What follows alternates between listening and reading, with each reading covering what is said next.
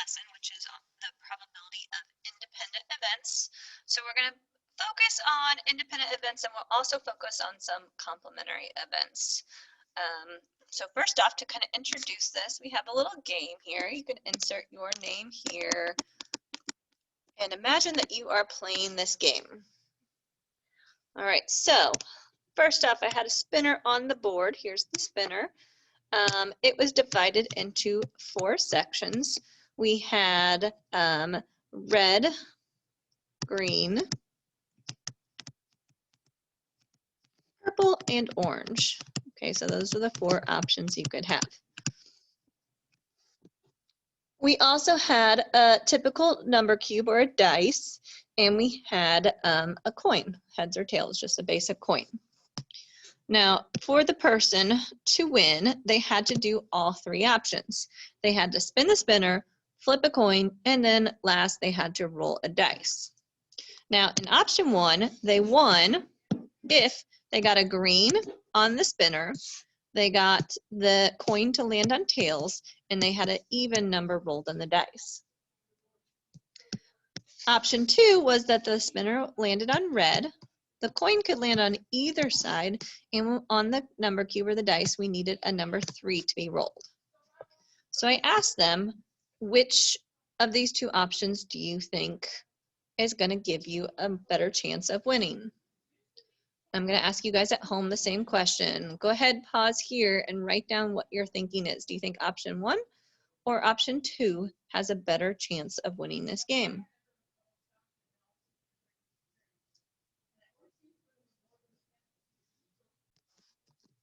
All right, so this is the goal of the lesson, is to figure out which of these has a better probability. So we'll come back to this at the very end of the lesson. That's going to be our last thing that we do. And in class, we actually had people come up and choose option 1 or option 2, and they got to try to win the game. And we had a few winners in class. Okay, so the first vocabulary word that we're going to talk about is independent events. So independent events are 2 events that do not affect the other one's outcome. So if I would flip a coin, that does not affect how many outcomes or how many possible options there are when I roll a dice. I still have 6 options. So that would be an example of 2 independent events. Okay, so today's goal is to find probability of independent events. Before this, you only found the probability of 1 event. Today, we're going to be finding the probability of multiple events. Okay, so we're going to be using our tree diagram here, though, to help us with some of these options. Okay, so first off, we found this tree diagram, or we made this tree diagram a couple of days ago. But first off, we're going to remind ourselves how many outfits there were possible, or options. So if you remember, we counted that bottom row. So there are 3 more, 3 more, and 3 more. So 3, 6, 9, 12. There were 12 possible options. Okay, so when it talks about probability here, that means fraction. So we want a fraction out of 12, since there were 12 possibilities. And of those 12, how many of them had high tops? Okay, so I need to find the ones that have high tops. There's 1. There's the second one. We have t-shirt, blue jeans, high top. We have t-shirt, black jeans, high top. We have hoodie, blue jeans, high top. We have hoodie, black jeans, high top. So there was 1, 2, 3, 4 different possibilities, which gives us an option of, or sorry, a probability of 1/3. All right, I'm going to reset here. What's the probability of wearing an outfit with a hoodie?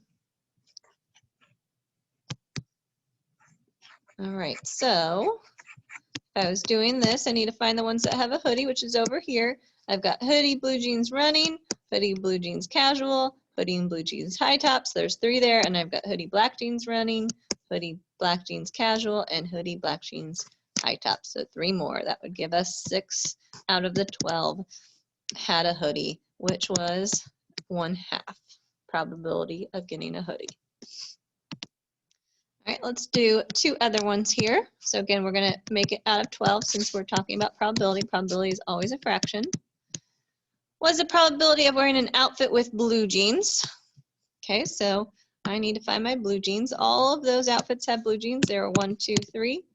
All of these outfits over here have blue jeans. 1, 2, 3. There was 6 out of the 12, which is a half. So the probability is 50% or a half. What's the probability of an outfit wearing an outfit without blue jeans? That would be the other side. That'd be the black jeans. 1, 2, 3. 1, 2, 3. We add those together, we get a half. Now, those questions kind of seem a little silly because one is with blue jeans and one's without blue jeans.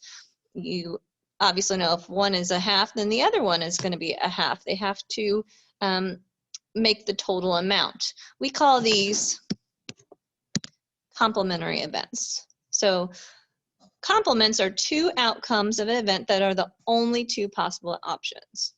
So another example is like if it's going to rain or if it's not. Those are the only two possibilities. Another example is homework or not. And you could even get a little bit more difficult with it. So like if I say the probability that you're going to get homework tonight is 90%, then you know that the probability of not homework has to be 10%. Those are the only two options. They have to add to be 100%. All right, so now we have found probability from a tree diagram. Let's move to probability from a table. We also created this table the other day with starbursts. So this is cup 1. We had red, pink, and pink in cup 1, and in cup 2 we had red, yellow, pink, and orange. Okay, there were, if you remember, you can count all the boxes here. There were 12 different possibilities. So when we see probability, that means it's going to be out of 12. So what was the probability of getting a red and then a yellow? So I'm looking for red first, then yellow. Of all of our possibilities, there was only one that had red, then yellow. So 1 out of 12. Next one says probability of getting a pink and then a yellow. So I'm looking for P and then Y. So there's 1 to make a total of 2 out of 12, which simplifies to 1/6. All right, again, these all say probability, so that means I have to make it out of 12. All right, probability of getting an orange and then an orange. So I'm looking for O, then O. Well, there aren't any up there. That would be 0. It's impossible to get an orange and then another orange. All right, next one, that's the probability of getting at least one pink. This is the toughest one. That means one pink or more. So I'm going to go up here and circle all the ones that have a pink or more. It doesn't matter what order they're in. So there's one pink, one pink, one pink, one pink, one pink, one pink, one pink, and then these have 2 pinks. So we said 1 or more. Count those up. We have 1, 2, 3, 4, 5, 6, 7, 8, and 9 out of 12. Simplify that by dividing by 3 to get 3/4 as your answer there. Okay, I'm going to reset here. What's the probability of getting a yellow or a red on the second draw? Well, I'm only looking at the second draw, so I'm looking at the second numbers. Those were all red, so we have 3 there. It said yellow or, that means we'd be happy with either one, so those also are yellow. Now over here, looking at the pinks, that does not count. These are all orange, that does not count. So out of the 12, there were 6, which would simplify to 1/2. Okay, so far we've covered how to find probability given tree diagrams, how to find probability given tables, and now we're going to go back to our original problem, which was how to find the probability of each of our 2 options in this game. Okay, so if you don't have a tree diagram and you don't have a table, we're going to have to use some math here to solve it. So we're going to start off with option 1. Each one of these, I have 3 things that are going to happen. I'm going to have to spin the spinner. I'm going to have to flip a coin. And I'm going to have to roll a dice. Okay, so over here, I'm going to do the same thing. I have to spin the spinner, flip the coin, and roll the dice. So I'm going to find the probability of each of these events separately. So let's start with option 1, the probability that's going to land on green. Well, there was only 1 out of the 4 that were green. Okay, next one is that the coin will land on tails. There is 1 tail out of 2 possibilities on a coin. And then last, an even number is rolled. Even numbers are the numbers 2, 4, and 6 on a dice. So that's 3 out of 6, which is equal to 1/2. So I'm going to kind of simplify it there. Now, once I find the probability of each event, I'm going to multiply them together. So we're going to multiply 1/4 by 1/2 times another 1/2. So in this case, we have 1 times 1 times 1 across the top, which is 1, and we have 4 times 2, which is 8, times 2 is 16. This has a 1 out of 16 people would have won that game. If you want to know what that is as a percent, 1 divided by 16 is about 0.0625, so this is about a 6% chance that somebody would win. All right, so let's try the other one. We're going to spin the spinner, which if I look at the spinner, I want to land on a red. There is 1 red out of the 4 possibilities. For the coin, it could land on either side. Well, there's 2 possibilities. I'm happy if I get either a heads or a tails, so I have 2 out of 2 chances of winning. Again, you might simplify that to 1/1. And last here, a number 3 is rolled on a number cube. Okay, so we have 1 3 out of the 6 possibilities. Again, like last time, we're going to multiply these together. 1 times 1 times 1 across the top is 1. 4 times 1 is 4, times 6 is 24.